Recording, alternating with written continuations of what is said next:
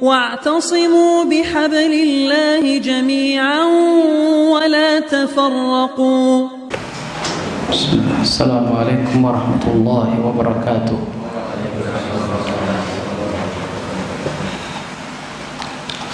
إن الحمد لله نحمده ونستعينه ونستغفره ونعوذ بالله من شرور أنفسنا ومن سيئات أعمالنا. من يهده الله فلا مضل له ومن يضلل فلا هادي له. وأشهد أن لا إله إلا الله وحده لا شريك له. وأشهد أن محمدا عبده ورسوله لا نبي بعد. أما بعد. قال المؤلف رحمه الله: منهاج الفرقة الناجية. Telah berkata Syekh Muhammad ibn Jamil Zainu rahimahullah, Minhajul Firqatin Najiyah, jalan yang ditempuh oleh golongan yang selamat di dalam beragama dan mendekatkan diri kepada Allah Tabaraka wa Ta'ala. Di dalam pembahasan yang kedua ini,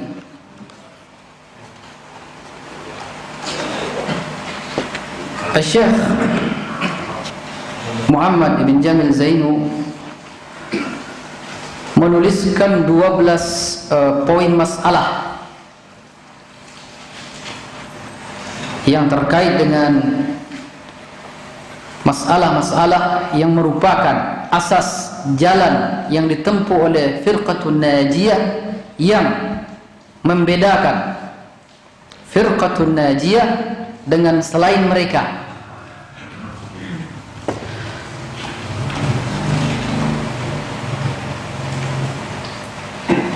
Pembahasan yang pertama, waqala rahimahullah, al-firqatun najiyah hiya allati taltazimu minhaj Rasulillah sallallahu alaihi wasallam fi hayatihi wa minhaj ashabihi min ba'dihi, wa huwa al-Qur'anul Karim alladhi anzalahu Allah ala rasulihi وبينه لصحابته في أحاديثه الصحيحة وأمر المسلمين بالتمسك بهما فقال: تركت فيكم شيئين لم تضلوا بعدهما، أي إذا تمسكت بهما، كتاب الله وسنتي، ولن يتفرقا حتى يرد alayya al-haud. Syekh mengatakan, jalan yang ditempuh oleh firqah an-najiyah, yang pertama, bahwasanya mereka mengikuti cara beragama Rasulullah sallallahu alaihi wasallam di dalam hidupnya, dan cara yang ditempuh oleh sahabat-sahabat Nabi radhiyallahu anhum ajma'in. Jalan yang ditempuh oleh Nabi dan para sahabatnya adalah Al-Quran yang diturunkan kepada Nabi Muhammad sallallahu alaihi wasallam. Kemudian Al-Quran yang diturunkan oleh Allah itu diterangkan, dijelaskan, diajarkan oleh Nabi SAW kepada para sahabatnya di dalam hadis-hadisnya yang sahih, dan memerintahkan kaum muslimin untuk berpegang teguh at-tamassuk, al-i'tisam kepada keduanya, Al-Quran dan penjelasannya, As-Sunnah, yang mana Nabi SAW bersabda, taraktu fikum syai'aini, aku tinggalkan pada kalian dua perkara.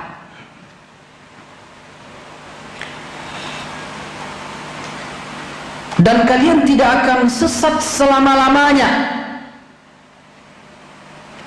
apabila kalian berpegang kepada dua perkara ini. Rasulullah SAW dalam matan lafaz hadis ini mengatakan lan tadillu.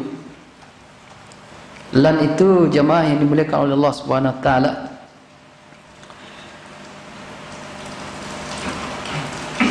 artinya dalam bahasa kita tidak akan pernah sama sekali. Ada dalam bahasa Arab itu la. La itu artinya tidak, masih biasa. Lam artinya juga tidak. La pakai mim. Tapi kalau sudah disebut dengan lan, la pakai nun, nah, itu artinya tidak akan pernah sama sekali. Nah, dalam Al-Quran Allah SWT juga menggunakan uslub ini, walan tarda anka al-yahud walan nasara hatta tattabi'a millatahum. Lan, dan tidak akan pernah ridha, Allah mengatakan tidak akan pernah ridha orang Yahudi dan Nasrani sampai kalian mengikuti agama mereka. Ketika Nabi Musa masih hidup, beliau ingin melihat Allah Tabaraka wa Ta'ala. Apa kata Allah? Menjawab, berbicara kepada Nabi Musa alaihissalatu wassalam, ya Musa lan tarani, wahai Musa, apabila engkau masih hidup, selama-lamanya engkau tidak akan pernah melihatku. Karena syarat melihat Allah itu mati dulu, baru bisa melihat Allah Subhanahu wa ta'ala. Lan, ketika Nabi SAW mengatakan, aku tinggalkan kepada kalian dua perkara, Al-Quran dan Sunnah, lan tadillu, tidak akan pernah kalian tersesat selama-lamanya, tidak akan pernah, ba'dahuma, apabila kalian mengambil keduanya, Al-Kitabu was Sunnah.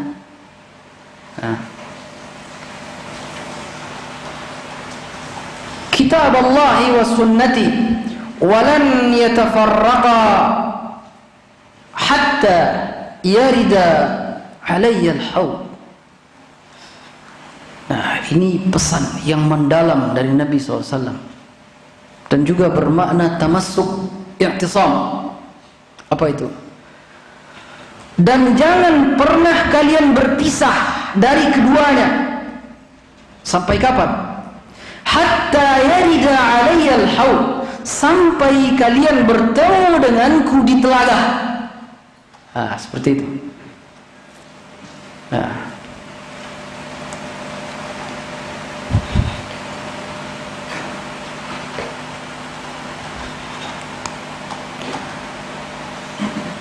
orang-orang yang berpegang kepada sunnah kal qabdi 'alal jamarah, orang-orang yang berpegang kepada sunnah Nabi sallallahu alaihi wasallam bagaikan menggenggam bara api. Dari sisi menyakitkannya, susahnya, tapi sesusah-susahnya kita menggenggam sunnah, belum lagi akan sesusah sahabat-sahabat Nabi radhiyallahu anhum ajma'in. Karena Allah Tabaraka wa Ta'ala sudah memilih umat untuk setiap zamannya. Nah, kenapa Sa'ad bin Mu'az, Abu Bakar Siddiq, Zubair bin Awam dan lain-lain dipilih oleh Allah untuk bersama dengan Nabi SAW? Karena Allah yang tahu mereka yang sanggup bersama Rasulullah SAW. Kenapa bukan kita yang dipilih? Karena Allah tahu kita tidak sanggup berada di situ. Nah, mungkin ada orang yang berangan-angan, kenapa saya tidak hidup di zaman Nabi? Kan saya jadi sahabat Nabi. Radhiyallahu anhum wa radu'an. Allah ridho kepada mereka dan mereka ridho kepada Allah. As-sabiqun al-awwalun, orang-orang yang pertama dan paling dahulu bersama Nabi SAW. Ini namanya jemaah dimuliakan Allah Subhanahu wa taala, ini namanya angan-angan kosong. Seorang mukmin tidak boleh seperti itu. Kalau bercita-cita boleh, yang mungkin, apa yang mungkin? Menegakkan Islam, membebaskan Palestina, mengembalikan Al-Aqsa dari tangan orang-orang Yahud kepada kaum muslimin. Itu mungkin. Tapi kalau ingin menjadi sahabat Nabi, tidak mungkin. Karena memang kita tidak bisa, makanya Allah hadirkan kita di zaman ini. Bisa jadi kalau kita nanti, kalau seandainya kita dihidupkan di zaman Nabi, bisa jadi kita jadi pengikut Abu Jahal. Karena mereka orang-orang terpilih, memang kuat hatinya. Coba bayangkan jemaah Allah Subhanahu wa taala. Ada orang tidak bisa tulis baca, hidup di pedalaman padang pasir, dari negeri yang tidak terkenal. Karena negeri yang terkenal itu, yang dianggap sebagai negeri itu dulu pusat dunia itu dua, Romawi satu, Persia satu. Itu yang dianggap sebagai negara, gitu kan? Yang lain itu mengikut saja itu. Dan ada satu daerah yang tidak dikenal. Orang-orang di masa itu tidak bernafsu kepada negeri itu. Kenapa? Karena tidak ada yang bisa diharapkan. Karena orang dahulu kan belum tahu ada minyak bumi, belum bisa mengolahnya. Tiba-tiba dari negeri yang seperti itu ada orang mengaku Nabi. Kira-kira bagaimana? Susah untuk mengimaninya. Tapi mereka beriman. Seperti itu. Nah, ketika mereka berada bersama Nabi SAW, mengikuti sunnah Nabi itu, Allah SWT mengatakan, "Afahasibtum an tadkhulal jannata wa lamma ya'tikum mathalul ladzina khalaw min qablikum massathumul ba'sa'u wad-dharra'u wa zulzilu hatta yaqula ar-rasulu wal ladzina amanu mata nasrullah." Allah berbicara mengingatkan kita.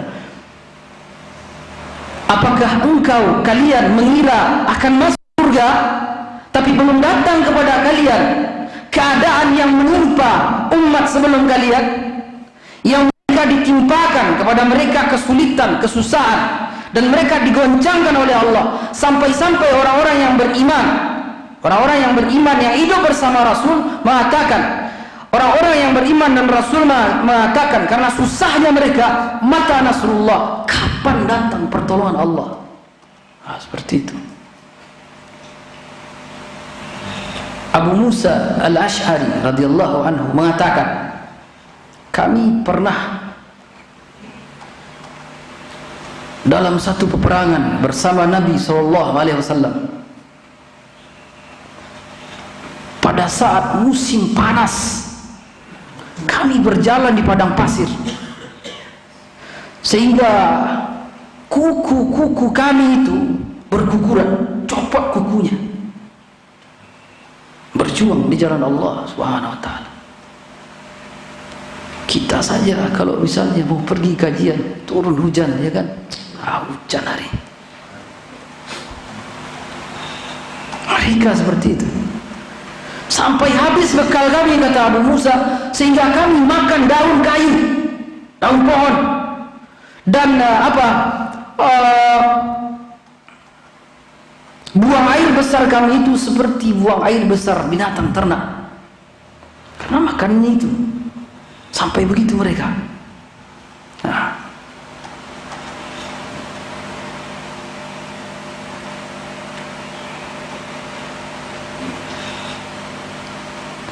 Kalau ada orang mengeluhkan sekarang susahnya hidup menegakkan sunnah, belum sesusah yang dialami oleh sahabat Nabi radhiyallahu anhu ajma'in.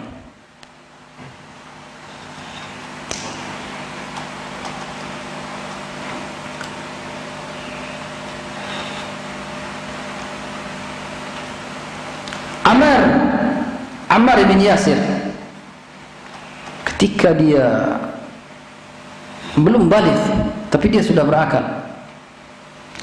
dia melihat dengan mata kepalanya kedua orang tuanya diseret oleh orang-orang kufar dan ditombak di depan matanya.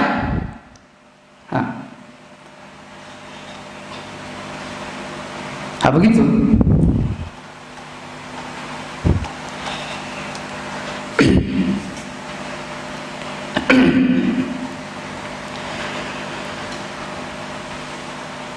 Sampai kapan seseorang harus bersabar menggenggam sunnah Nabi itu? Tidak ada batasannya.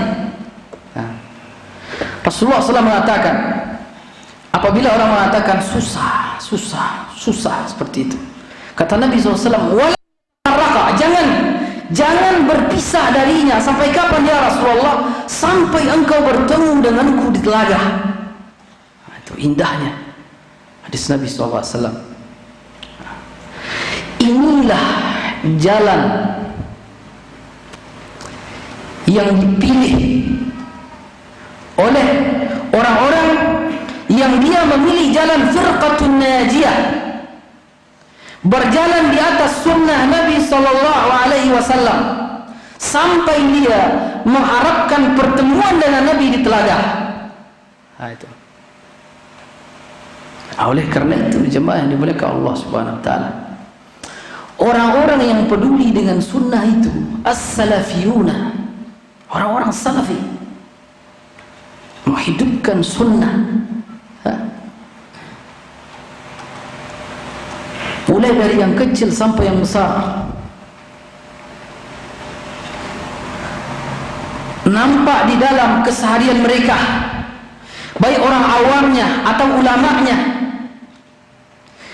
Ulamanya di dalam kitab-kitab mereka nampak dari tulisan-tulisan yang menghidupkan sunnah Nabi SAW yang tidak tampak di dalam kitab-kitab selain dari ulama-ulama sunnah, orang-orang yang berada di atas manhajus.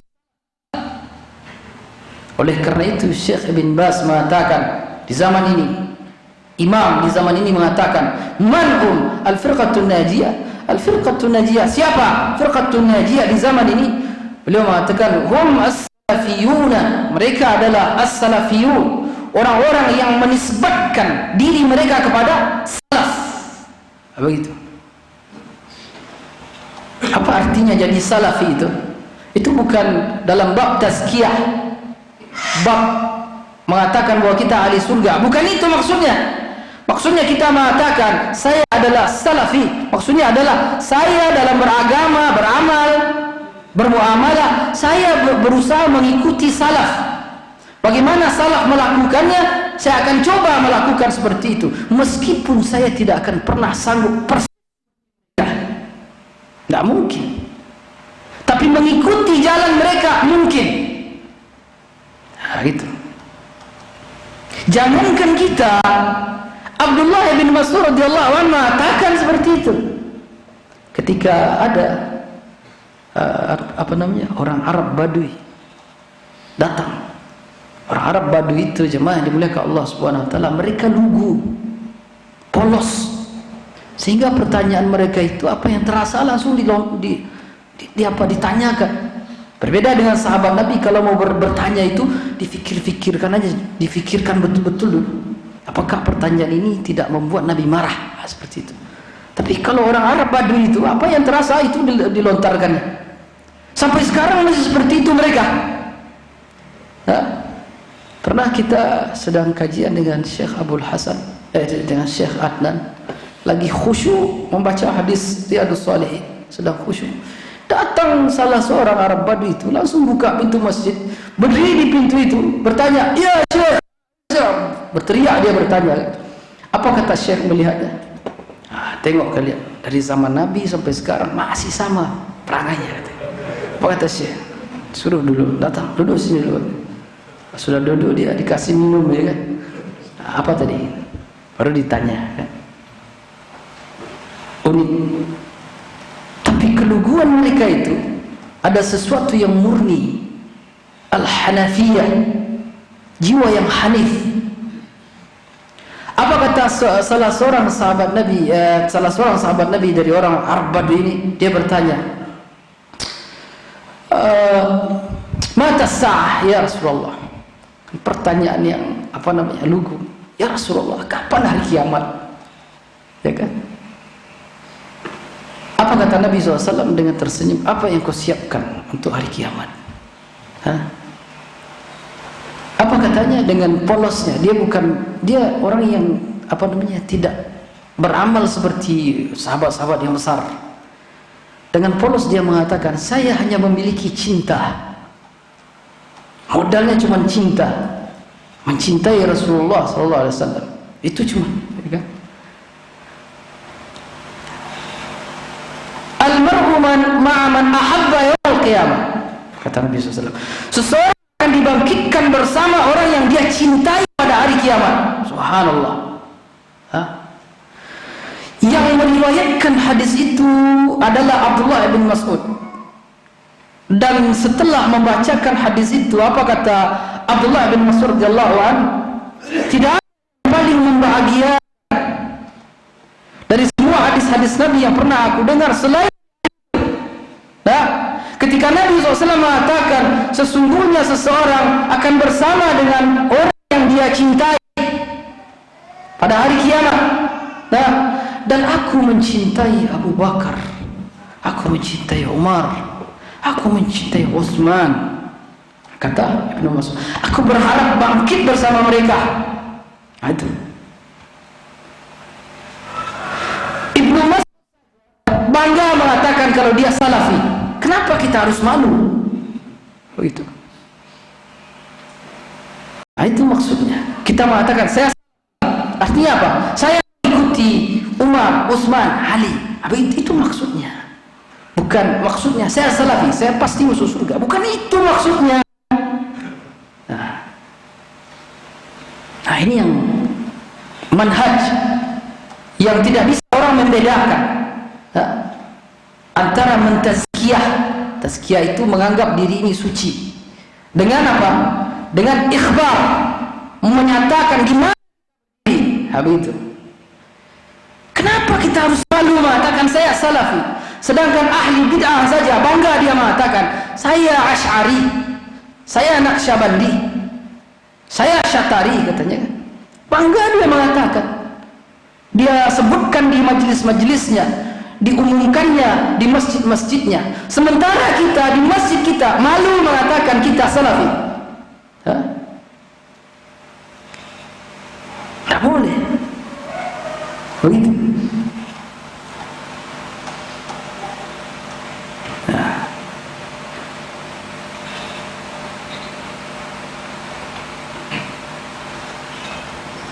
Sampai kapan kita harus berada di situ? Hatta yarida alayya al-haud, sampai engkau bertemu denganku di telaga. Nah, ini yang diharapkan.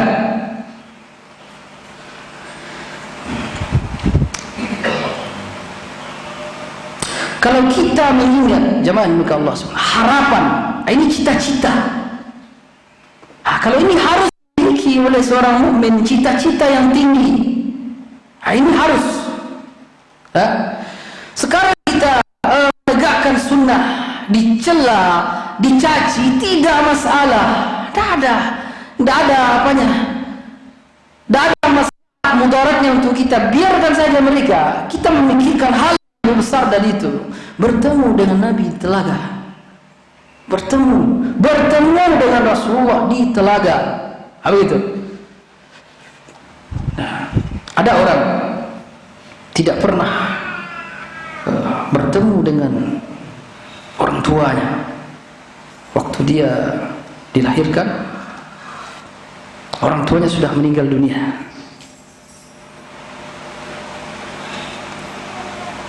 Tidak pernah sama sekali dia melihatnya. Bahkan fotonya saja tidak ada. Dia dirawat oleh orang lain. Orang ini yang merawatnya tidak pernah sedikit pun menceritakan tentang orang tua. Tidak pernah mengisahkan bagaimana orang tuanya. Tidak pernah memberitahu seperti apa orang tuanya. Nah, sehingga apa yang terjadi? Anak yang lahir yang tidak diasuh oleh orang tuanya ini tidak akan ada cinta dalam hatinya, karena memang tidak pernah diberitahu. Bahkan mungkin orang tuanya masih hidup, tapi dia dibesarkan oleh orang lain. Orang yang membesarkannya ini tidak pernah memberitahukan siapa orang tuanya, bagaimana orang tuanya.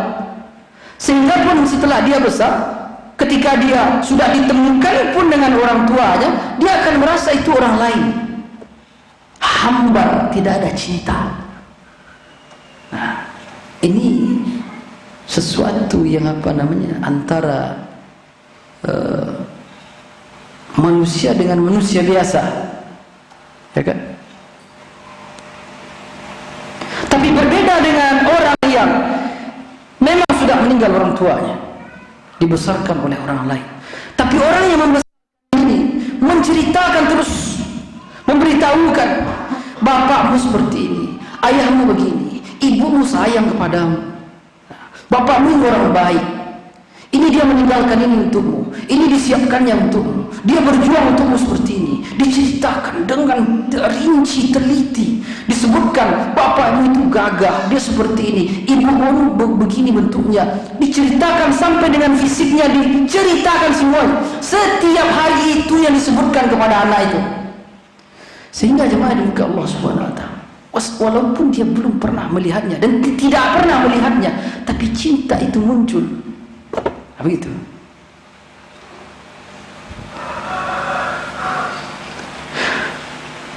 Bagaimana orang akan mencintai Nabi SAW sedangkan sunnah Nabi saja dilupakan? Begitu. Jangankan dia akan mengkaji apa yang diajarkan oleh Nabi, seperti apa Nabi SAW. Bagaimana Nabi dulu? Di mana beliau? Apa yang beliau lakukan? Tak mau dia mengkaji. Tak ada bacanya, tidak pernah dipelajari. Bagaimana cinta itu akan muncul? Bagaimana dia akan berkata seperti Abdullah bin Mas'ud radhiyallahu anhu, saya berharap bertemu, dibangkitkan dengan Abu Bakar, Umar.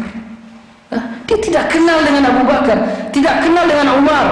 Bagaimana cinta itu akan tumbuh? Tidak akan mungkin. Begitu. Tidak bisa cinta itu dengan menyanyi-nyanyikan salawat-salawat. Tidak bisa. Tidak akan bisa. Cinta itu akan tumbuh kepada Nabi SAW. Cinta itu akan tumbuh kepada SAW. Kalau kita mempelajari bagaimana mereka, mempelajari sunnah mereka, jalan apa yang ditempuh oleh mereka, ini yang disebut dengan apa? Manhaj salaf. Itu.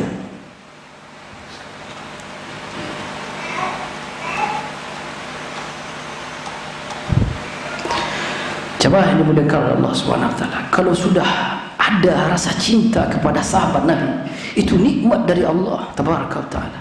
Cinta itu kan tidak bisa didefinisikan. Itu dirasakan.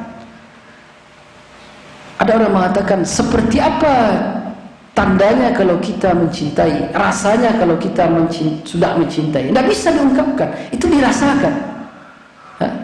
Cinta itu tidak bisa dibuat-buat, Tidak bisa. Ya. Ada seorang laki-laki jatuh cinta kepada seorang perempuan, kemudian dia melamarnya.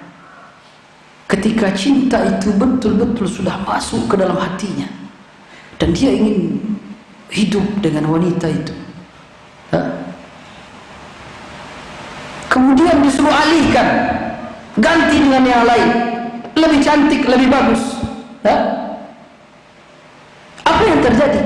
Dia tidak akan mau. Apa jawabannya? Kenapa walaupun perempuan itu tidak lebih cantik dari perempuan yang disuruh ganti ini? Apa jawabannya? Cinta. Itu hanya dirasakan. Begitu. Orang-orang ahli dunia, mereka hanya membatasi masalah cinta itu, hubungan laki-laki dan perempuan. Itu cinta menurut apa? Ahli dunia. Kalau di dalam Islam itu namanya tingkatan cinta yang paling rendah, dinamakan dengan isyq. Kalau tingkatan cinta yang paling rendah ini tidak diiringi dengan ilmu, maka dia berubah menjadi musibah yang paling besar, yang tidak bisa dihalau. Tidak ada obatnya selain kembali kepada Allah Tabaraka wa Ta'ala. Itu cinta yang paling bawah itu. Bukankah kera jantan cinta kepada kera betina? Apa itu? Kalau hanya sebatas itu, cinta sangat rendah. Begitu. Kalau orang sudah ditimpa penyakit ini, para pemuda ditimpa penyakit cinta seperti ini, penyakit isyq, ini sampai cinta kepada makhluk itu mengalahkan cintanya kepada para, mengalahkan cintanya kepada Allah, kepada Nabi SAW. Musibah. Tidak boleh seorang pemuda patah hati karena makhluk. Begitu. Itu perkara yang remeh. Kalau masalah perempuan ini, laki-laki ini memiliki hati yang luas, bisa menampung banyak cinta. Begitu. Tidak bisa di sini. Di sini ada. Tidak bisa ini. Di sini. Ya kan? Makanya dalam Islam, kalau perempuan tidak bisa diatur dengan syariat Allah, ceraikan. Kalau kita sabar tahan, kalau tidak ceraikan. Itu bagian dari istikharah kita. Kalau ada pertimbangan lain yang tidak mungkin diceraikan, seorang laki-laki adalah laki-laki, tahan, makan pahit manisnya. Tidak boleh menangis. Laki-laki hanya menangis saat hari hujan. Apabila hari panas dia tidak menangis. Laki-laki tidak menangis di depan orang ramai. Laki-laki menangis di tempat persembunyiannya antara dia dengan Allah Subhanahu wa Ta'ala. Begitu. Rijal.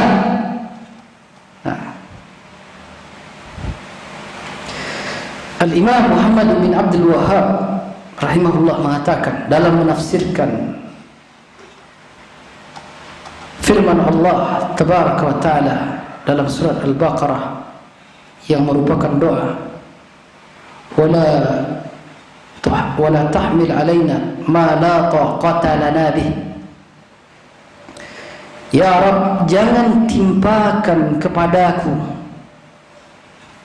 sebuah beban yang aku tidak sanggup untuk memikulnya. Al-Imam mengatakan bahwa maksud dari ma la taqata lana bi, beban yang tidak sanggup aku memikulnya, itu adalah cinta. Kalau seseorang sudah jatuh ke dalam fitnah syahwat cinta, al-isyq, cinta yang paling rendah itu, maka dia tidak akan sanggup melawannya walaupun dia laki-laki sejati.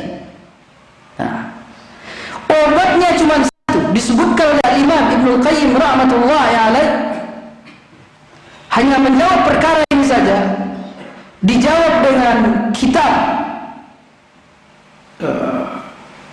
Ad-Da' wad Dawa, kitab yang tebal, hanya untuk menjawab pertanyaan, wahai imam, ada seseorang yang terfitnah oleh sebuah fitnah yang dia tidak untuk keluar dan pergi darinya.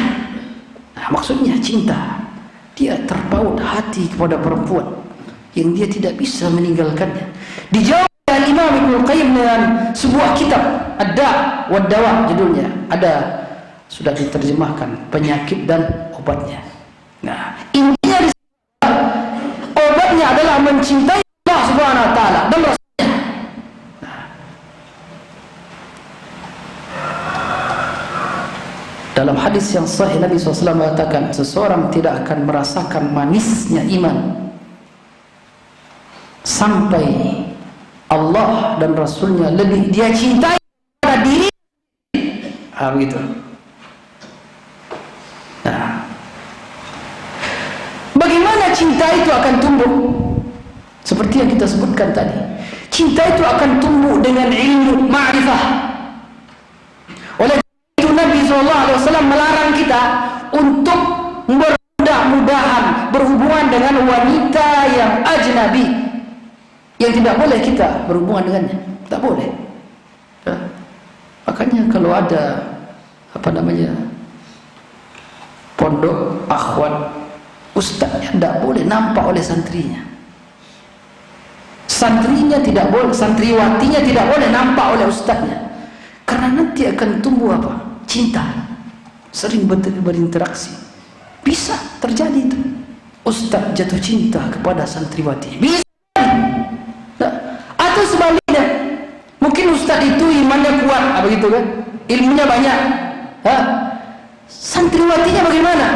Mereka itu anak-anak yang baru besar, yang mereka itu istilah orang psikologinya dalam masa pancaroba. Dia sudah mulai menyukai lawan jenisnya. Setiap hari nampak ustaznya, ditambah pula ustaznya itu agak tampan manis pula ya. Itu bahaya itu. Nah, siapa yang menegakkan sunnah Nabi yang ini? Siapa yang memisahkan pondok perempuan dengan pondok laki-laki? Di mana? Siapa yang membatasi memakai hijab? Di mana kita lihat itu? Siapa yang mengerjakannya? Orang-orang yang mengatakan kalau mereka adalah salafi. Cari ke tempat yang lain, tidak ada. Tuh. Nah,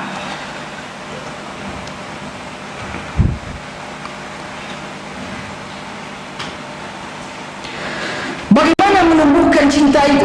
Begitu caranya. Cinta itu tidak bisa dibeli, cinta itu tidak bisa diambil, tapi dia diusahakan. Pada awalnya, dahulu ketika kita baru nazar, ya kan, kalau yang menikah itu setelah mengenal manhaj salaf, kita kan tidak pacaran lagi, ya kan, dan tidak ta'arufan lagi ala PKS itu kan, ya kan. Kita langsung minta carikan ke kawan, atau kita lihat ada seorang bapak dia punya anak gadis, datang kita ke situ, Pak, saya mau melamar anak bapak, begitu. Rijal, laki-laki, ya kan, tidak main belakang, ya kan, tidak cari nomor anaknya, assalamualaikum ukhti, itu nggak main. Di mana salaf? Nggak ada. Udah sholat malam belum? Itu fitnah itu, nggak ada. Kami seperti itu. Kami datangi bapaknya, tanyakan kepada keluarganya, saudara laki-lakinya, begitu. Kemudian nazar, ikuti sunnah Nabi SAW. Setelah dilihat, ditanya akhlaknya, dicari tahu, bagus. Kemudian wajahnya cocok, ya kan? Nah, akhirnya kita menikah di jalan Allah. Awalnya tidak ada cinta, hambar. Yang ada itu baru apa? Syahwat. Nah, syahwat sudah ada. Kenapa? Karena memang orang-orang ahli sunnah menjaga pandangannya, menjaga badannya, menjaga makanannya, sehingga memang orang-orang pengajian itu syahwatnya besar. Iya, itu potensi bagus.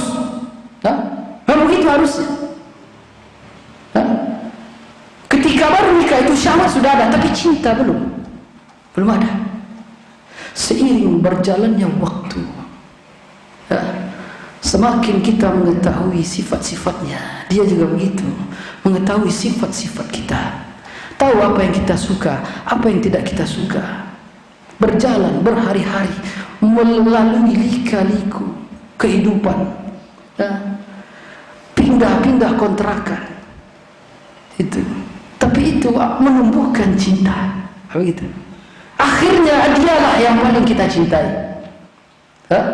Kemana-mana kita pergi ditanyanya, ya kan?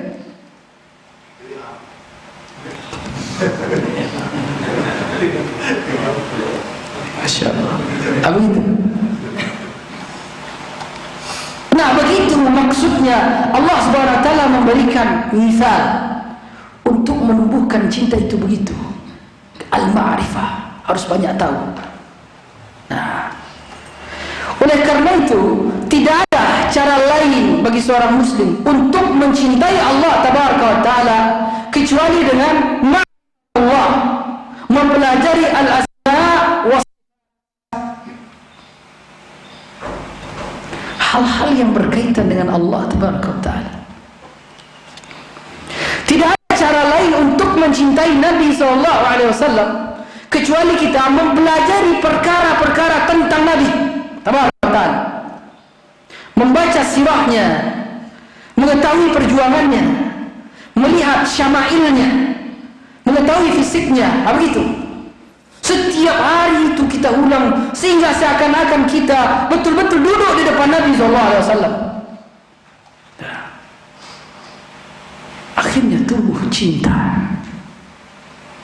Tapi kalau ini tidak pernah, tidak mau mengikuti sunnahnya, tidak mau mempelajari tentangnya, hanya membaca, bernyanyi-nyanyi, membaca salawat-salawat, bid'ah, mana mungkin akan tumbuh cinta? Bohong, tak ada itu. Begitu. Bagaimana seorang akan mencintai Allah Subhanahu wa taala? Dia tidak pernah mau tahu tentang Allah Subhanahu wa taala.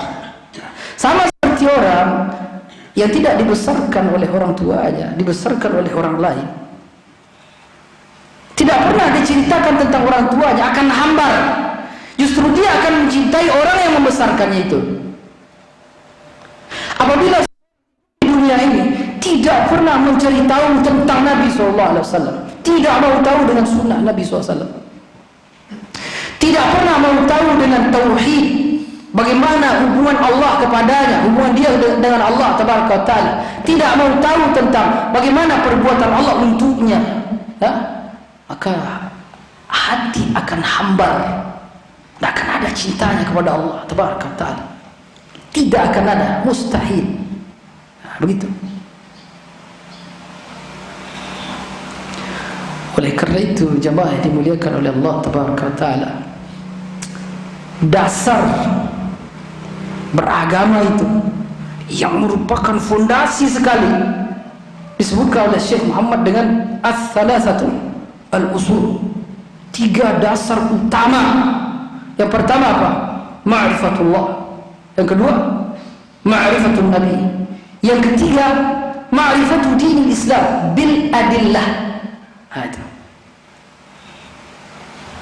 Nah, karena tidak mungkin orang yang tidak mengenal Allah akan mencintai Allah dan patuh kepada syariatnya. Susah.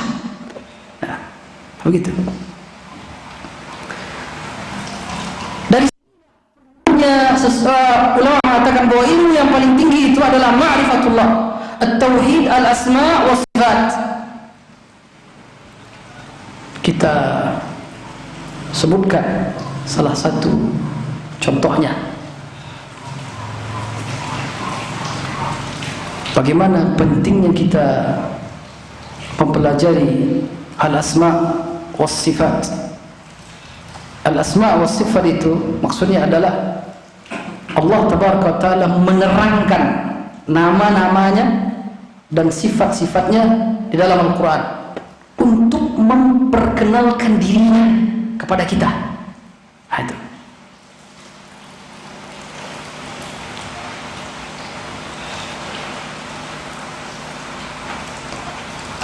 Dalam Al-Quran Allah sering mengatakan Ar-Rahman, Ar-Rahim, selalu diulang-ulang oleh Allah Subhanahu wa taala di setiap awal dari semua surat dalam Al-Quran yang berjumlah 113 surat, diawali dengan apa? Allah menyatakan dirinya Ar-Rahman, Ar-Rahim. Allah sayang kepadamu.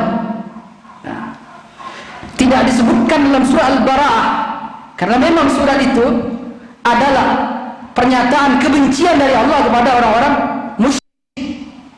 Nah, tapi Allah ganti, Allah masukkan bismillah yang itu ke dalam surat yang lain. Dalam kisah Nabi Sulaiman, innahu min Sulaiman, innahu bismillahirrahmanirrahim. Akhirnya lengkap juga 114 bismillahirrahmanirrahim dalam Al-Quran. Ar-Rahman sayang. Seringkali kita, karena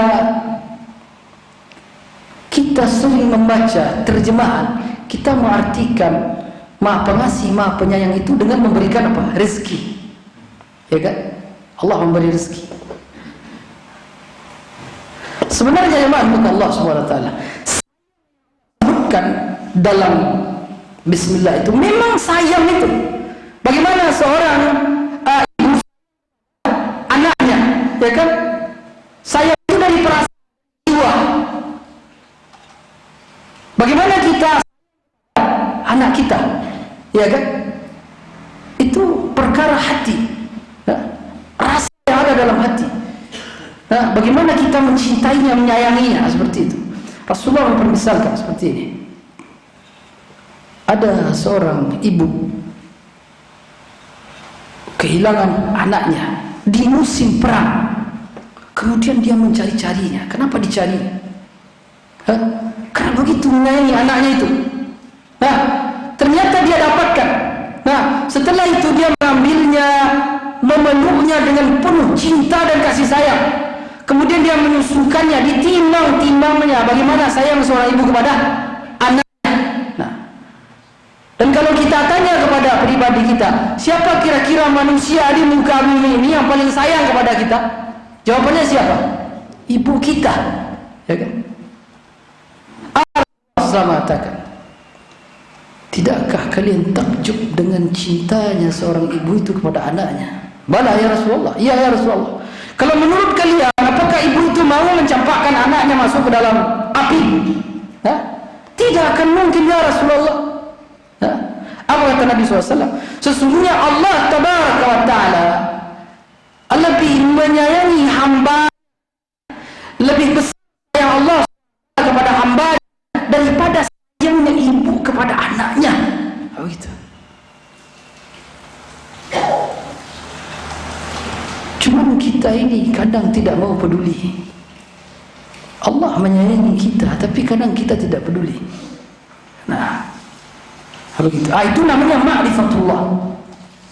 Semakin banyak kita mempelajari itu, semakin dalam cinta kita kepada Allah Tabaraka wa Ta'ala. Begitu. Allah mengatakan, lahu ma fis samawati wa ma fil ardh. Allah itu yang punya apapun yang ada di langit dan di bumi. Allah Maha Kaya. Semuanya milik Allah Subhanahu wa Ta'ala. Baik yang hissi, yang fisik, ataupun yang non hissi, yang bukan fisik. Yang fisik itu seperti apa? Harta. Nah, apa yang kita butuhkan. Yang non fisik itu seperti apa? Kebahagiaan, ketenangan. Itu milik Allah semuanya. Allah yang punya. Dia yang paling kaya. Dan Allah mengatakan, Allah menyayangi kita. Tapi kenapa ketika kita butuh tidak mau minta kepadanya? Gitu. Kadang kita lebih percaya kepada makhluk daripada kepada Allah SWT. Buat pondok tahfiz, ya kan? Tak bisa Ustaz, tak ada donatur, ya kan? Tapi kalau ada donatur nanti, berarti nampung santri. Kenapa? Karena kita yakin akan diberikan apa? Tanggungan oleh donatur itu. Padahal dia makhluk, bisa saja nanti dia mati, ya kan?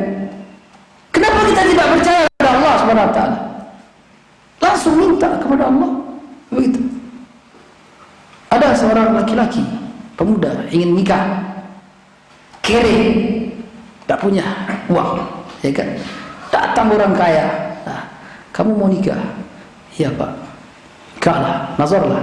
Nanti biayanya saya tanggung semuanya. Kalau belum dapat pekerjaan, saya gaji kamu per bulan. Berapa kamu mau? Hah, apa kata pemuda itu? Kapan kamu mau nikah? Kata bapak itu. Kini sekali Pak. Ikan karena semangatnya. Kenapa? Karena dia yakin ada orang yang menanggung kebutuhannya. Nah, tapi ketika semua hubungan dengan makhluk itu habis, dia putus asa. Padahal ada orang yang lebih sayang dari dan lebih kaya, yang kalau dia minta pasti diberikan, dan yang diberikan itu yang pantas untuknya, yang bermanfaat untuknya. Kalau minta itu tidak bermanfaat, maka akan ditahan. Yang terbaik yang diberikan. Nah, siapa dia? Allah tabaraka wa ta'ala. Nah, tapi banyak orang tidak sadar masalah ini. Nah, ini bedanya kita dengan salaf, ma'rifatullah. Kenalnya dengan Allah itu kita lebih sedikit. Kadang ada yang tidak mau kenal dengan Allah Subhanahu wa taala. Nah, begitu.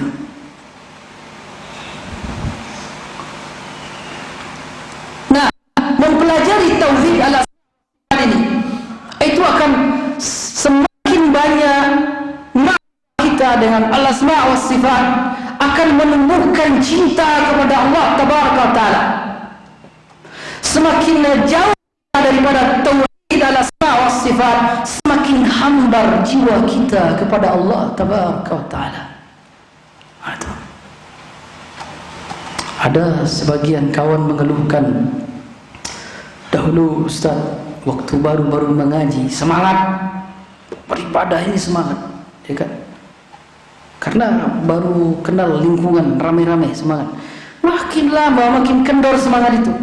Tak ada lagi nikmat, malas beribadah. Nah, apa jawabannya? Jawabannya adalah tauhid. Tauhid. Tauhid rusak kalau kita malas beribadah. Tauhid apa yang rusak kalau kita suka melakukan maksiat, walaupun kita sudah mengaji tapi masih suka melakukan maksiat. Walaupun kita sudah mengaji tapi malas beribadah, malas baca Quran, malas ke kajian, kadang-kadang malas sholat berjamaah. Apa yang rusak?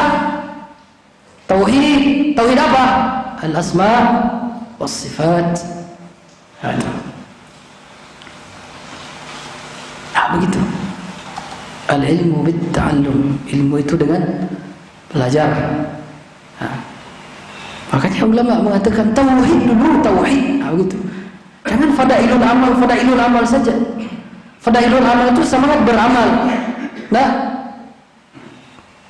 kepada Allah tabaraka wa taala. Nah, fadailnya dia tahu, tapi kepada siapa ibadah itu diberikan dia tidak tahu. Tidak ada gunanya. Diberitahu dahulu kepada siapa ibadah, siapa zat yang dia ibadah itu, siapa Allah yang dia ibadah itu.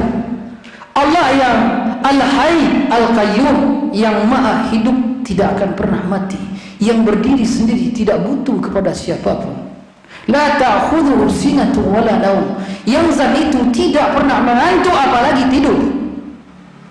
Lahu ma fis samawati wa ma fil ardh, dialah pemilik apapun yang ada di langit dan di bumi. Man dzal ladzi yashfa'u 'indahu illa bi idnih, wasi'a kursiyyuhu as-samawati wal ardh, lahu ma fis samawati wa ma fil ardh. Luas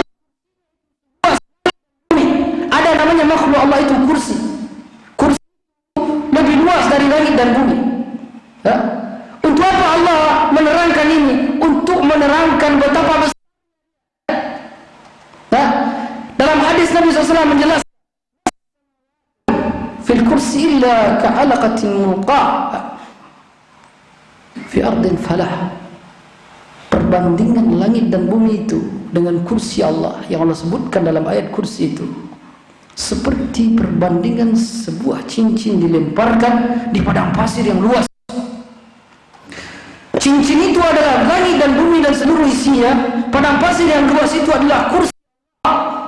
Kursi itu maksudnya bukan tempat duduk. Bentuknya kita tidak tahu. Allah hanya mengabarkan namanya, tidak boleh lebih dari itu. Namanya yang Allah kabarkan. Ada makhluk namanya kursi, bentuknya seperti apa tidak ada yang tahu, hatta Nabi sekalipun. Kalau seandainya Nabi tahu bentuknya, akan Nabi terangkan kepada kita, karena Nabi tidak menyembunyikan ilmu. Wa man kursi illa kadzalik. Dan perbandingan kursi dengan arsy Allah juga seperti itu. Kursi itu adalah cincin yang dilemparkan, yang besar tadi itu kursi itu, dan arsy itu padang pasir yang luas. Kira-kira kita dengan arsy Allah bagaimana perbandingannya? Ya? Tapi dalam benak kita tidak mungkin dihitung. Allah berapa, angkanya Allah tahu. Nah, begitu besarnya. Nah, Allahu Akbar, Allah lebih besar dari arsy, tidak bisa dibandingkan. Itu maksudnya Allah memiliki sifat akbar. Nah, itu namanya apa? Al-asma was sifat. Nah, itu dia. Nah, begitu jemaah yang dimuliakan oleh Allah Subhanahu wa taala. Nah. Zat itulah yang kita mengatakan setiap kita sholat Allahu Akbar, ada i'tiqad itu, menjalar dalam hati kita masalah bumi dan kursi dan arsy, dan Allah lebih besar daripada semuanya. Zat itulah yang dia mengatakan dialah pemilik segala sesuatu, dia tidak pernah tidur, dia tidak pernah mati. Nah, begitu. Dan dia sangat menyayangi kita, dia lebih sayang daripada ibu kita. Al-asma was-sifat. Akan berbeda antara orang yang mempelajari perkara ini dengan orang yang tidak mempelajari perkara ini dalam membaca Allahu Akbar ketika sholat. Orang yang memahami asma'ul husna, al-asma' was-sifat, ketika membaca takbir dalam sholat Allahu Akbar, dia memiliki i'tiqad itu. Dengan orang yang hanya membaca saja. Dulu pernah diajarkan di TPA oleh guru mengaji, kalau mau sholat itu takbir dulu, Allahu Akbar, kosong, tidak ada ruh. Nah, seperti itu. Tapi kalau dia mempelajari al-asma' was sifat, ada cinta, ada pengagungan, gitu. Ta'zim, ijlal, wal mahabbah. Dari mana datangnya al-ilmu, ma'rifah? Dari mana ilmu itu bisa ada? At-ta'allum, belajar. Tidak ada cara lain untuk mencintai para kecuali kita membaca, mempelajari segala sesuatu tentang mereka. Siapa orang-orang yang betul-betul serius seperti ini? Siapa mereka? As-salafiyun. Yang lain tidak ada. Tidak ada. Begitu. Nah, ini maksud daripada poin yang pertama yang disampaikan oleh Syekh. Taltazimu minhajur Rasul sallallahu alaihi wasallam. Mereka betul-betul mengikuti jalan Nabi sallallahu alaihi wasallam, memegang sunnah Nabi sallallahu alaihi wasallam dan tidak mau melepaskannya. Nah, bahkan ketika diancam bunuh sekalipun mereka tidak mau melepaskannya. Kenapa? Al-mahabbah, cinta. Orang Arab Badui mengatakan, saya cuma punya cinta ya Rasulullah, kekuatan beramal tidak cukup. Ya ada saya tahu saya amalkan, kadang-kadang saya lupa. Kadang sholat sunat, kadang tidak. Kadang ada sunnah, kadang masuk masjid pakai kaki kiri, lupa. Kadang keluar masjid pakai kaki kanan. Tak akan sanggup kita mengamalkan semua sunnah dengan sempurna, tak akan sanggup. Tapi ada di situ apa? Al-mahabbah, mencintai salaf. Nah, begitu. Baik, kita cukupkan sampai di sini. Insyaallah nanti kita sambung. Siapa kau? Jam 9 ya, insyaallah. Insyaallah nanti akan kita lanjutkan pembahasan berikutnya. Waktu duha jam 9. Kita cukupkan sampai di sini. Subhanakallahumma wa bihamdika asyhadu an la ilaha illa anta astaghfiruka wa atubu ilaik. Assalamualaikum warahmatullahi wabarakatuh.